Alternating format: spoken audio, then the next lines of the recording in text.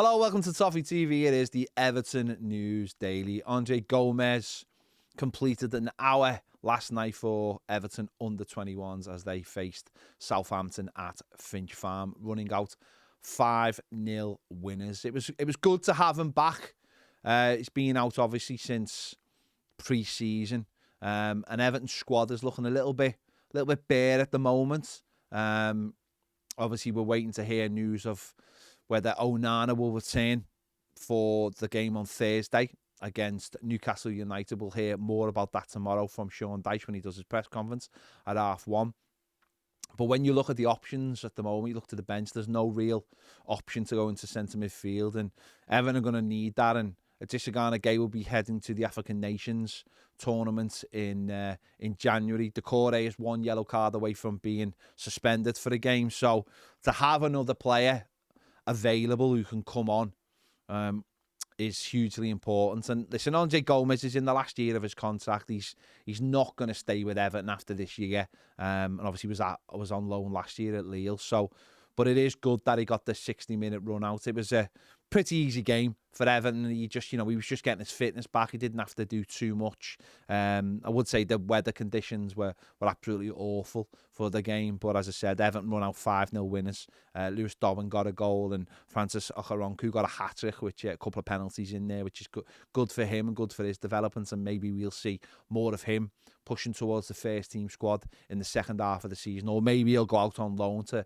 try and further his development, which would be good as well. So, but good to have Andre Gomez back, and we'll see. We'll see if he's in contention on Thursday or certainly Sunday, or whether he needs another game before he gets involved in the first team squad. It is becoming a bit of a pattern for players who do come back from injuries to be involved in the under-21s, and it's something I really like to see, and something that Sean Dyche has obviously instilled into the squad, that you can't be in the first team squad unless you're fit, Dyche fit.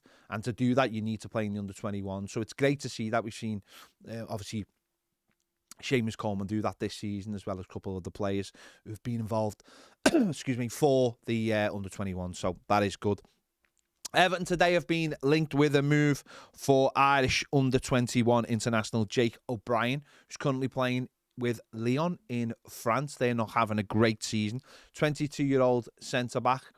He's previously been with Crystal Palace in this country, but went over to Lyon. He's played 7 games, scoring 3 goals. So, bit of a late bloomer, and is doing well. So maybe he could be someone Everton could get in cheap, certainly with Lyon being in such a serious position this season in the relegation zone. So, interesting one just to keep an eye on. He has played for the Ireland, he's been involved in the Ireland under-21 squad.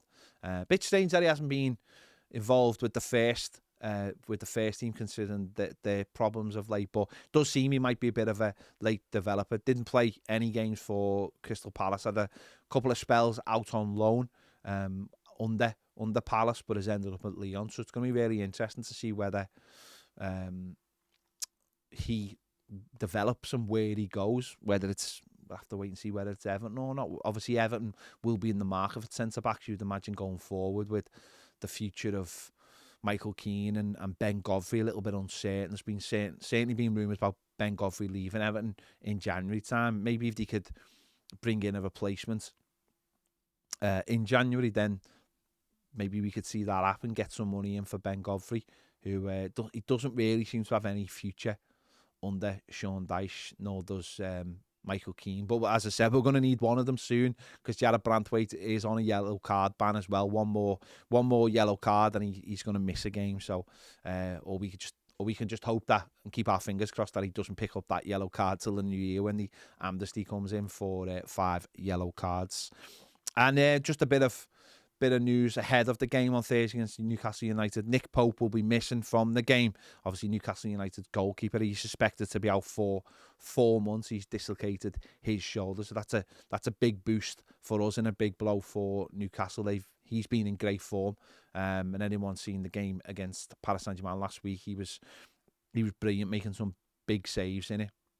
The injury itself came from actually diving for a ball that never quite reached him, but he just sort of skidded along the floor and he's dislocated his shoulder, which he's done before. He did it at Burnley. I think he had to have a big operation on it, which kept him out for some time. So a big blow for them, big boost for us. And we'll know more about injuries for both teams tomorrow as the press conferences are done ahead of the game on Thursday night. So we'll give you all the latest on that tomorrow. So make sure you check that out. There you go. Make sure to give this video a like, subscribe if you haven't already. Make sure to check out our Christmas jumpers before it's too late. Head over to the link in the description to get your Christmas jumpers. Give this video a like, as I said. If you want more great videos, daily live videos, join us over on Toffee TV Premier. The link is in the description and the QR code is coming on the screen now. See you later.